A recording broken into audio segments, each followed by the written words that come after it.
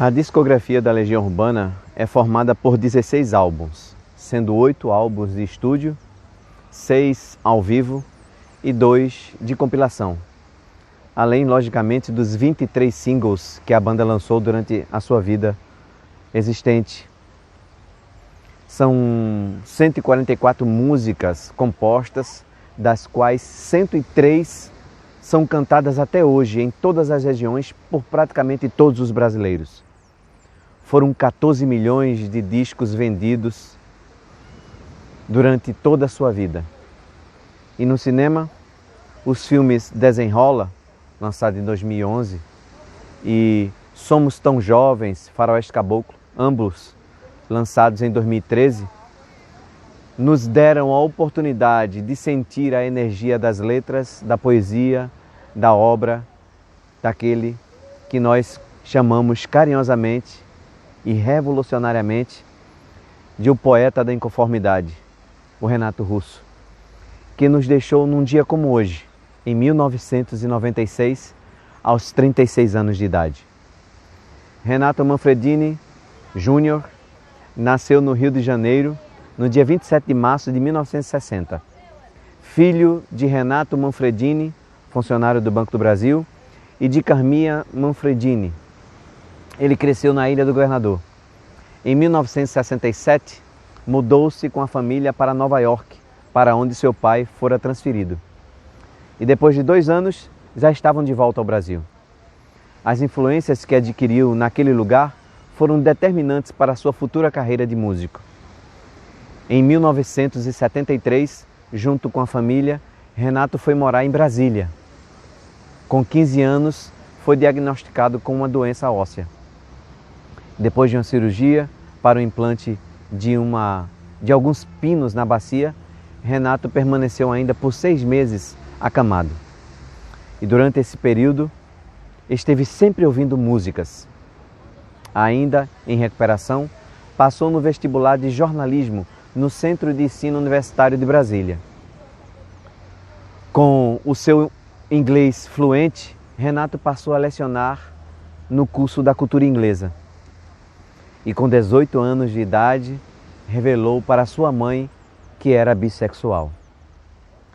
Em 1978, Renato Russo conheceu Fê Lemos, e com ambos admiravam o punk e o rock americano, iniciaram uma banda junto com André, filho do embaixador da África do Sul.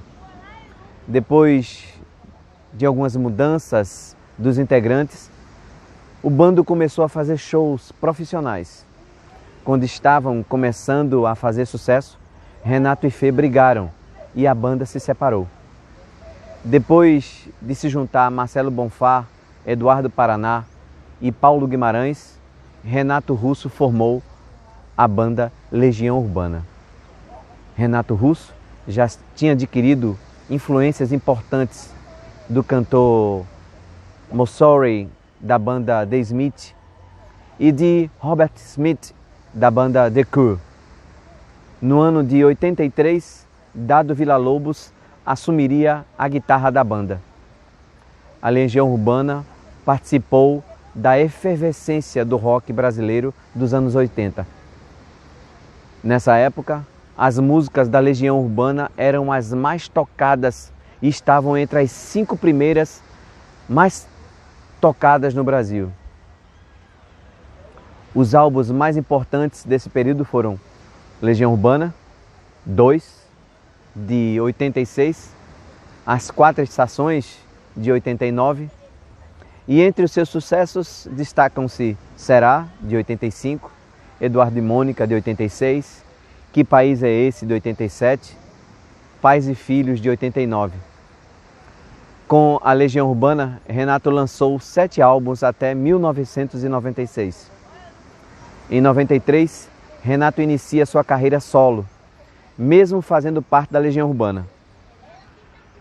No ano seguinte, lançou The Stonewall Celebration Concert, 94, cujo título é uma referência a um bar em Nova York, onde, em 69, gays se rebelaram contra a ação da polícia. Em seguida, lançou o CD Equilíbrio Distante, 1995, interpretando canções italianas. Depois da sua morte, foi lançado o último solo, 97.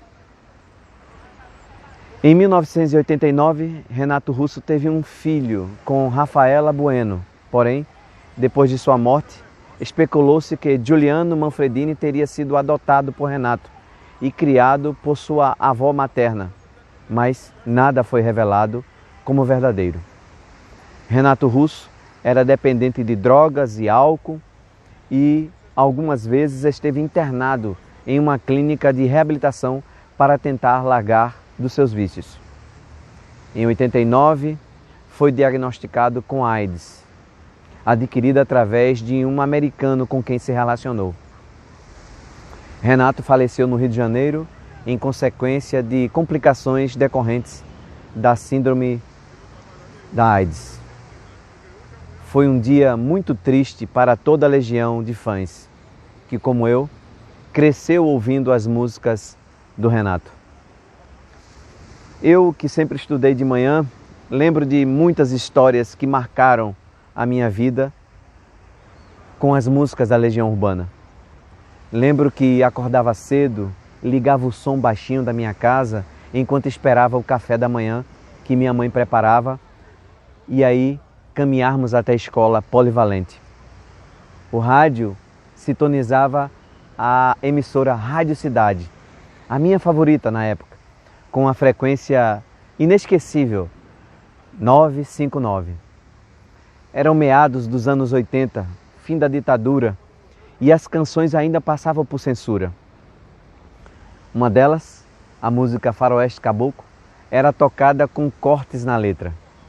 E isso, lógico, chamou a atenção de adolescente, porque eu queria saber o que dizia toda a letra, apesar de não ser capaz de chamar um palavrão por menor que fosse. E depois que aprendi, me lembro que todos os meus amigos pediam para eu escrever a letra completa. Imaginem. No entanto, a maior emoção que eu senti em toda a minha vida, como fã da Legião Urbana, inclusive maior do que o saber da morte do Renato, foi ter assistido o último show da Legião Urbana em Recife, ocorrido no dia 3 de maio de 1992, para a inveja de muitos, inclusive de alguns alunos queridos que eu conto a história. Me recordo que o show foi no Geraldão e quando chegamos, eu e um grande grupo de amigos saímos de ônibus de Vitória de Santo Antão para o Geraldão em Recife e havíamos comprado o ingresso muito caro na época, inclusive, mas eu já trabalhava, tinha meu ordenado e consegui comprar um ingresso. E eu e um grupo de amigos, inclusive um amigo que já desencarnou, Roberto, que a gente chamava carinhosamente de Betão, funcionário do Itaú, estava do meu lado naquela noite maravilhosa. Me lembro que a gente se decepcionou porque a gente havia comprado um ingresso muito caro e quando a gente chegou na frente do Geraldão, as grades, os jovens pulavam as grades e não conseguiram conter. Havia pouca polícia, não havia praticamente fiscalização. E a gente com o ingresso caro na mão, olhamos um para o outro e disseram, poxa, a gente gastou tanto dinheiro e o pessoal está pulando aí e vai assistir o show de graça. Nós, inclusive, havíamos xerocado o ingresso e guardado como lembrança. Mas enfim, entramos, fomos direto por Gargarejo, estávamos na primeira fila. E me recordo que no centro do Geraldão havia um balão com a promoção da Rádio Cidade. Lembro que em determinado momento do show, eu olhei para cima para procurar o balão, não encontrava mais. Tamanha era a quantidade de fumaça, tanto do gelo seco como também da querida erva, assim podemos dizer, daqueles que estavam naquele momento daquele show. E eu me lembro que as luzes apagaram e foi anunciado a entrada da banda. Dado, Villa-Lobos, Marcelo Bonfá, já tocavam seus instrumentos quando o Renato entrou, me recordo muito bem, aquela famosa camisa branca, bem solta, e carregava consigo um buquê de flores. E ele chegou bem perto de onde eu estava, pertinho do palco, e começou a jogar as flores, dizendo no microfone que nós tivéssemos cuidado, porque apesar de serem flores lindas, elas possuíam espinhos e podíamos nos machucar. E começou a jogar as rosas. Eu tive a felicidade de pegar uma dessas rosas. Guardei amassadinha na minha agenda. E me recordo que ele iniciou o show de forma muito, digamos, muito especial. Ele dizia assim, eu gostaria de começar cantando o hino nacional brasileiro. E aí todo mundo vibrou, porque estava na época do Fora Collor, impeachment estava nas ruas, enfim. Todos nós pintávamos a cara, revolucionários que éramos, e imaginávamos que ele ia cantar realmente o hino nacional. E aí ele pegou o microfone e começou a cantar carinhoso. Meu coração, não sei porquê. E aí me recordo de muita emoção, de lágrimas. E foi um dos momentos mais inesquecíveis da minha vida, um dos maiores shows que poucos podem contar, como eu posso contar. E por toda essa história, pelos anos vividos nos anos 80, pelas canções que ele deixou pra gente, lógico que nós devemos, não em forma de idolatria, mas em forma de agradecimento pela obra deixada por Renato Russo e a banda Legião Urbana, que marcou significativamente as nossas vidas, a vida do rock and roll e a vida da música brasileira.